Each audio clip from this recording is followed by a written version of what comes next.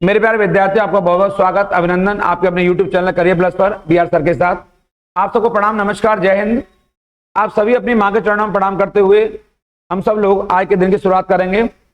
और आज का दिन बड़ा महत्वपूर्ण है हमारे लिए। आपके जैसा कि मैं चर्चा कर रहा हूं आप लोगों से, आप मेरे पीछे देख पा रहे होंगे चंद्रयान 3 मिशन, और मैंने लिखा है इसको पढ़ना क्यों जरूरी है। जैसा कि आप जानते हैं ये बड़ा एक खास हमारे लिए अवसर है। और मैं देख पा रहा, ये आपके मेरे पीछे दिखाई दे रहा है, आपके ये एक चंद्रयान आपको दिखाई दे रहा है, चंद्रयान 3 का एक मैंने इमेज लगाया है यहाँ पर, ताकि मैं आपको समझा सकूं कि मैं आज किस विषय पर चर्चा करने जा रहा हूं आपके। और ये ऐसा विषय है क्योंकि ये जो इंस्ट्रूमेंट है ये कोई सामान्य इंस्ट्रूमेंट नहीं है, बल्कि ये भारत को गौरवान्वित करने वाला एक इंस्ट्रूमेंट है, क्योंकि ये भारत की थाती है, भारत की संपत्ति है। और इस इंस्ट्रूमेंट को भारत की अंतरिक्ष एजेंसी इसरो द्वारा अभी हाल ही में लॉन्च किया गया है। जैसा कि आप जानते हैं मैं 10 दिन बाद इस चंद्रयान 3 पर आप लोगों से चर्चा कर रहा हूं। और 10 दिन बाद चर्चा इसलिए कर रहा हूं कि जैसा आप जानते हैं कल ही मैंने इस चैनल को लॉन्च किया है आपके बीच में, और कल ही आपके बीच में मैं आया हूं।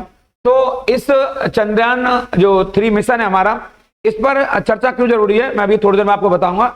लेकिन उससे पहले मैं थोड़ा सा बता देता हूं आपको कि जो चंद्रयान मिशन है ये भारत का कोई पहला मिशन नहीं है।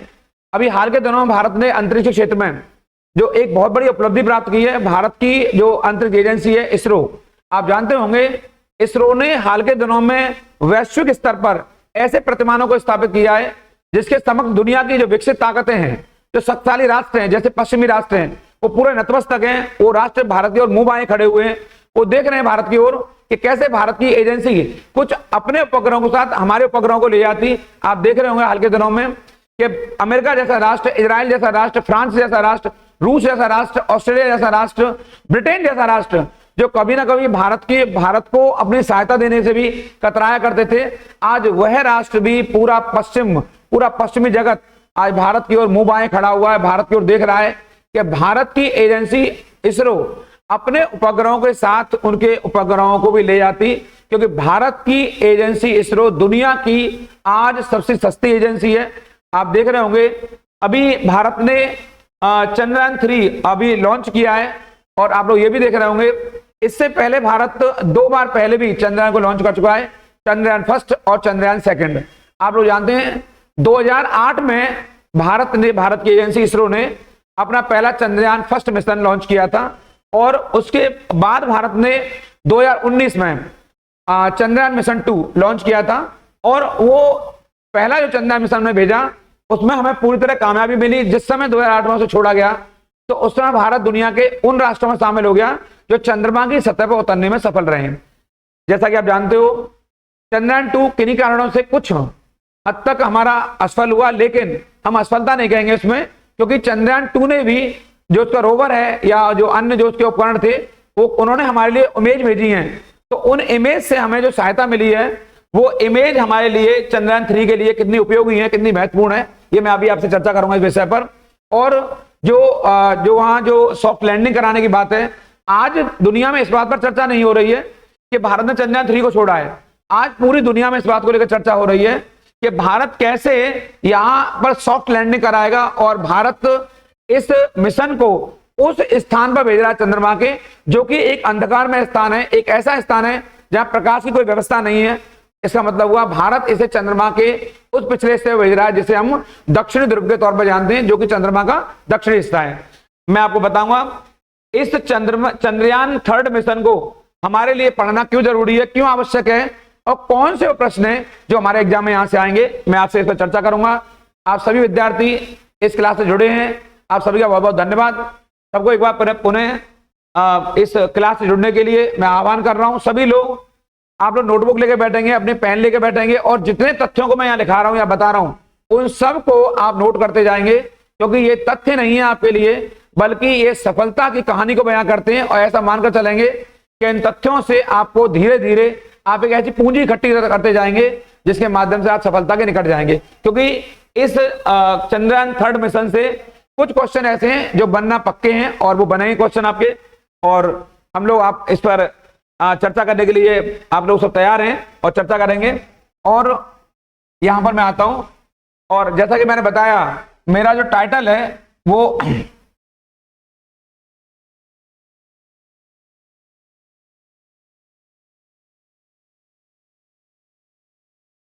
पढ़ाई की पंचायत, पढ़ाई की पंचायत,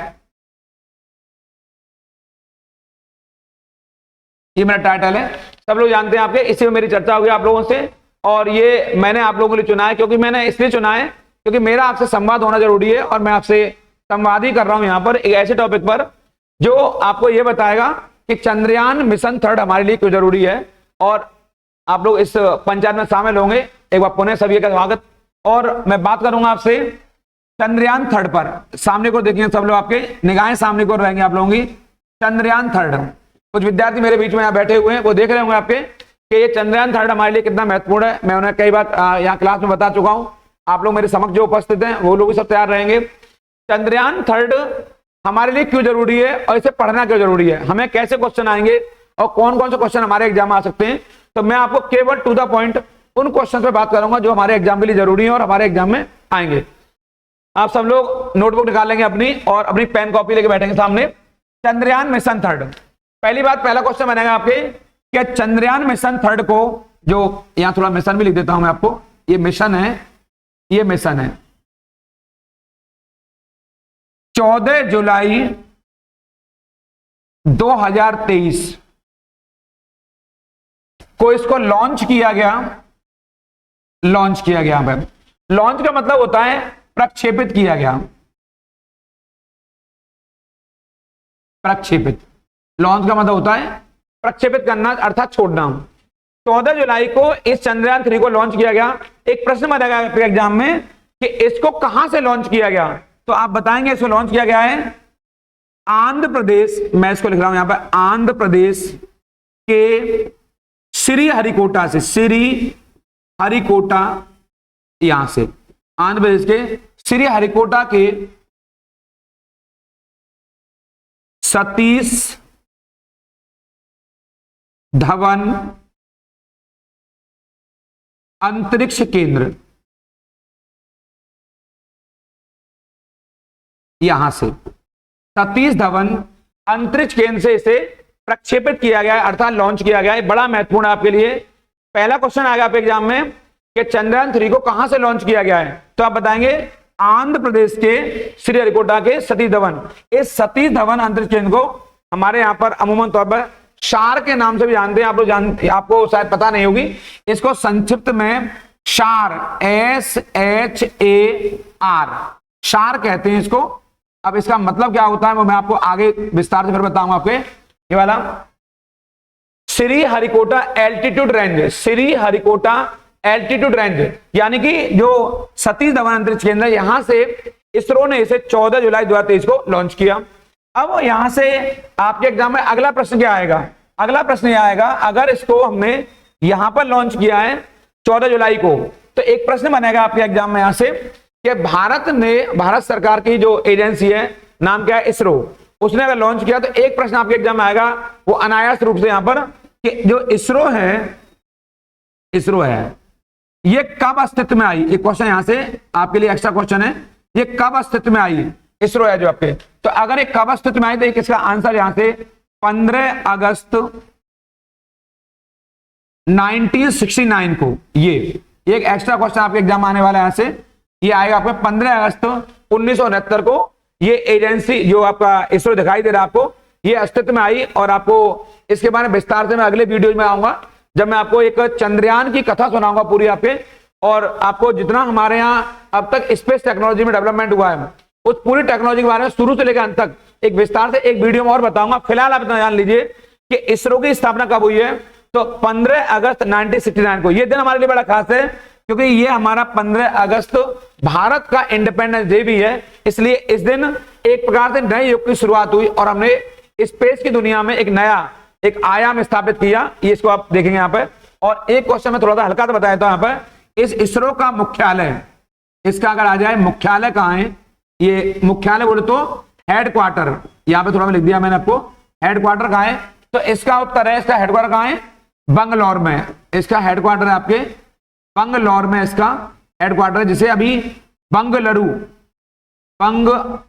भी कहते हैं। ये जो विद्यार्थी हमारे जानते होंगे सब लोग, इसको बंगलुरु के नाम से जाना जाता है, अभी जो कन्नड़ भाषा में बंगलुरु कहा जाता है।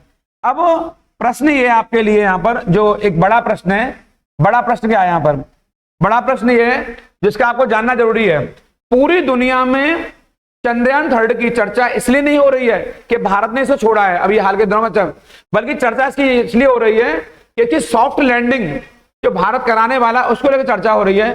तो प्रश्न उठता है यहां पर कि आखिर सॉफ्ट लैंडिंग क्या होती है। तो मैं आपको बताऊंगा, अभी पहला ही बता देता हूं, इसको छोड़ा गया है तो इस चंद्रयान को इसरो द्वारा 2:35 पर 14 जुलाई को लॉन्च किया गया। ये महत्वपूर्ण है हमारे लिए आपके, और ये बड़ा महत्वपूर्ण है टाइम हमारे लिए। ये दिन की बात हो रही है, 2:35 पर हमने लॉन्च किया। और आपको जानना चाहिए इससे पहले जो हमने चंद्रयान 2 भी लॉन्च किया था, वो भी हमने जब लॉन्च किया था 2019 में लॉन्च किया था उसको हमने, और वो किन्हीं कारणों से कुछ मायनों में असफल हुआ है, पूरी तरह असफल नहीं हुआ है आपके। तो अब प्रश्न ये है कि चंद्रयान 3 आखिर वहां करने क्या गया। तो आप जान ले, बस जानना है आपको ये बात को कि इसमें एक स्वदेशी लैंडर मॉड्यूल लगा हुआ है, स्वदेशी लैंडर मॉड्यूल इसको हम लोग कहते हैं। यहां पर मैं थोड़ा यहां बता देता हूं आपको, यहां लिख लेना आप लोग, एक स्वदेशी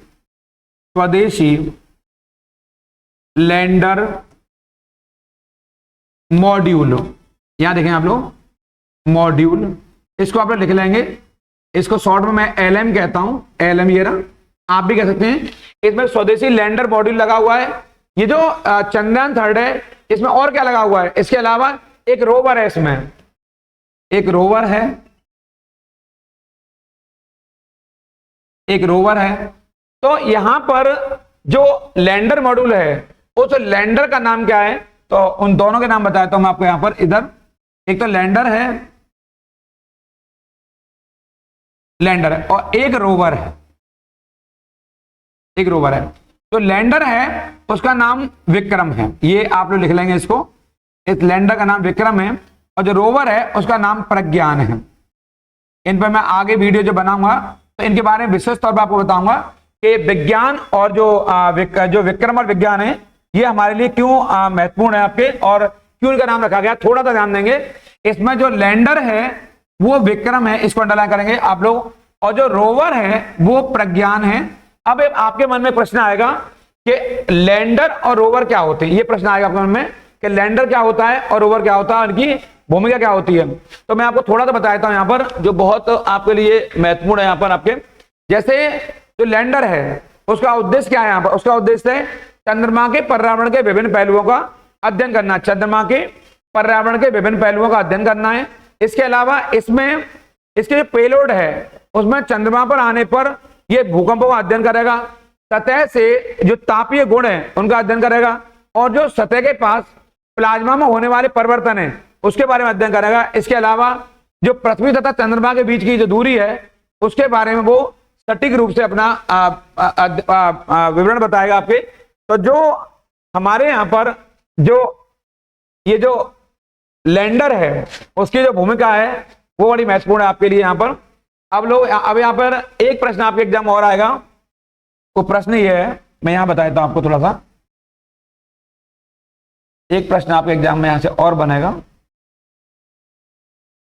वो प्रश्न ये है, आखिर प्रश्न भी ये है कि ये हमारा ये चंद्रयान जो आपका 3 है ये वहां कब पहुंचेगा। तो जैसा कि मैं बता रहा हूं आपको 24 अगस्त 2023 को, यानी मैं अगर कह दूं आपसे आज से 30 दिन बाद, आज से मतलब ये मेरा है, मैं जब पढ़ा रहा हूं आप लोगों को आज से 30 दिन बाद ये मिशन अंतिम रूप से चंद्रमा की सतह पर पहुंचेगा आपके। और जैसा कि आप जानते हो यहां पर ये इसलिए महत्वपूर्ण है क्योंकि पूरी दुनिया में चर्चा का विषय बना हुआ है, क्योंकि ये सॉफ्ट लैंडिंग कर रहा है वहां पर। 1 मिनट में मैं एक लाइन बताया था आपको, सॉफ्ट लैंडिंग और हार्ड लैंडिंग क्या होती है। सॉफ्ट लैंडिंग का मतलब होता है किसी भी रोवर को और जो हमारा लैंडर है उस लैंडर को आसानी से वहां इतने तरीके से उतारना, सटीक तरीके से उतारना ताकि हमारे वहां लैंडर को कोई हानि ना हो और हमारा जो रोवर है वो आसानी से वहां मूव कर सके, जिसे हम प्रज्ञान के तौर पर जानते हैं। और अगर लैंडर हमारा सही तरीके से सही अवस्था में उतरता है तो इसका हमें बहुत तगड़ा फायदा मिलेगा और वहां से जो चीजें हैं वो हमें आसानी से मिल सकेंगी। जैसा कि आप जानते हो इस मिशन का उद्देश्य क्या है मूल रूप से, तो आप सब लोग नोट डाउन कर लेंगे। अंतर्ग्रही जितने भी मिशन हैं उनके लिए आवश्यक नई प्रौद्योगिकियों को विकसित करना है, उनको प्रदर्शित करना है, इसका मूल उद्देश्य है। इस सबको आप नोट डाउन कर लेंगे और इसके बारे में आगे विस्तार से आपको अगले अपने वीडियो में बताऊंगा। और जिसको मैंने नाम दिया है चंद्रयान की कथा, जितने भी चंद्रयान हमारे यहां से हुए आज तक, Chandrayaan first, Chandrayaan second, Chandrayaan third, और उनके बारे में इसके बाद पूरी दुनिया में चंद्रयान के संदर्भ में और क्या क्या हुआ है उसे मैं आपको अगले वीडियो में बताऊंगा। आपको आप सब लोग तैयार रहेंगे उसके लिए। आप सब लोगों को बहुत बहुत धन्यवाद और आप लोग सब यहाँ पर आए, इन सबको नोट डाउन कर लेंगे बातों को और मैं आप सबसे बात करूंगा इससे अपने अगले वीडियो में। इसका जो अगला पार्ट है वो मैंने अभी बता दिया है आपको। आज के लिए इतना ही और हम सब लोगों की मुलाकात कल फिर दोबारा से अगली क्लास में होगी। और जैसा कि मैं आपसे एक विशेष बात कहना चाहता हूं, उन लोगों का जरूर ख्याल रखिए जो आपका ख्याल रखते हैं। और इन्हीं शब्दों के साथ मैं अपनी वाणी को यहाँ विराम दूंगा और कल मेरी मुलाकात आपसे फिर होगी। आप सबको नमस्कार, प्रणाम, बहुत बहुत धन्यवाद।